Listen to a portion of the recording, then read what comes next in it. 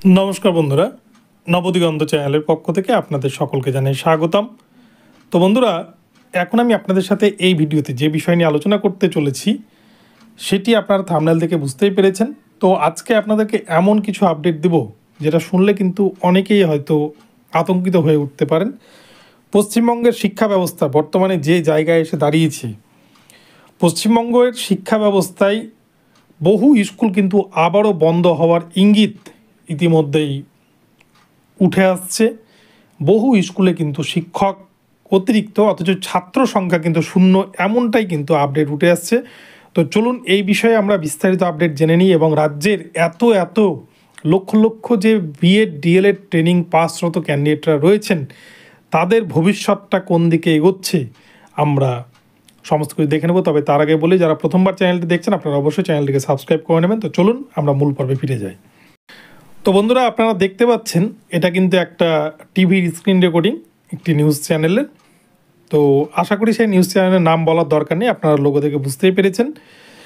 তো একটা নামকরা খবরের চ্যানেল যেখানে কিন্তু দেখাচ্ছে একটা পরিসংখ্যান যে রাজ্যের 3254টি স্কুলে একজনও পড়ুয়া নেই, অথচ দেখা যাচ্ছে ওই সমস্ত স্কুলে কিন্তু পর্যাপ্ত পরিমাণ শিক্ষক রয়েছে।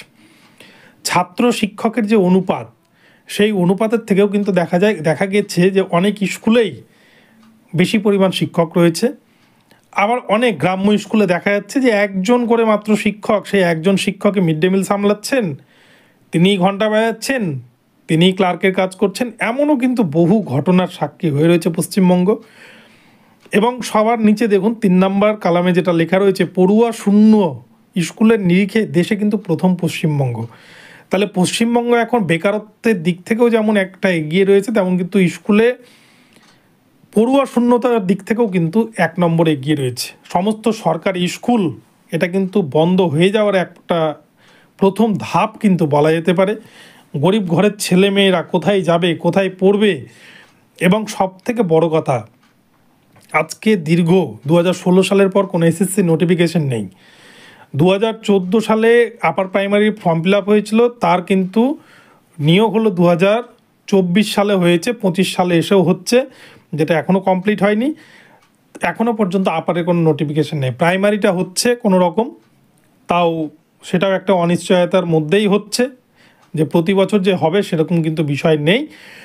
তো সেই জায়গায় দাঁড়িয়ে আজকে লক্ষ লক্ষ ক্যান্ডিডেট যারা বিএড ডিএড করছেন, জমি জায়গা বিক্রি করে, সব কিছু বিক্রি করে একটা স্বপ্ন দেখেছিলেন যে শিক্ষক হওয়ার, তাদের ভবিষ্যৎটা আজকে কোন জায়গায় এগোচ্ছে, গরিব ছেলে মেয়েদের ভবিষ্যৎটা কোন দিকে এগোচ্ছে। সবার সামর্থ্য নেই প্রাইভেট স্কুলে গিয়ে পড়ানোর, কিন্তু এই যা শুরু হয়েছে পশ্চিমবঙ্গে, যে রিক্রুটমেন্ট ব্যবস্থা নেই, শিক্ষা ব্যবস্থায় এরকম চলছে এবং শিক্ষক শূন্যতা অনেক গ্রাম্য স্কুলে এবং অনেক স্কুলে দেখা যাচ্ছে যে পড়ুয়া শূন্য। তো পড়ুয়া শূন্য যেগুলো রয়েছে সেগুলো স্কুলের শিক্ষককে ইমিডিয়েটলি হয়তো ট্রান্সফার করে দেবে অন্য স্কুলে, কিন্তু স্কুলগুলো কিন্তু বন্ধ হয়ে যাবে। যে স্কুলগুলো একবার বন্ধ হয়ে যাবে সেই স্কুলগুলো কিন্তু চালু হওয়ার সম্ভাবনা হয়তো অনেকাংশেই কমে যেতে পারে, কেননা দিন দিন মানুষের কিন্তু প্রাইভেটাইজেশনের দিকে ঝোঁক বাড়ছে।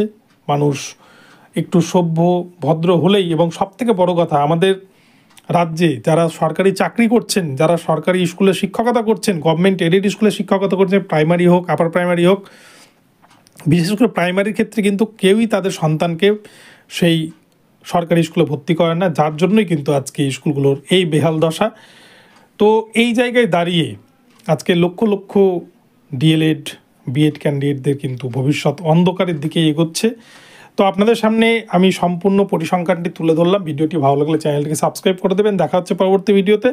সকলেই ভালো থাকবেন, ধন্যবাদ।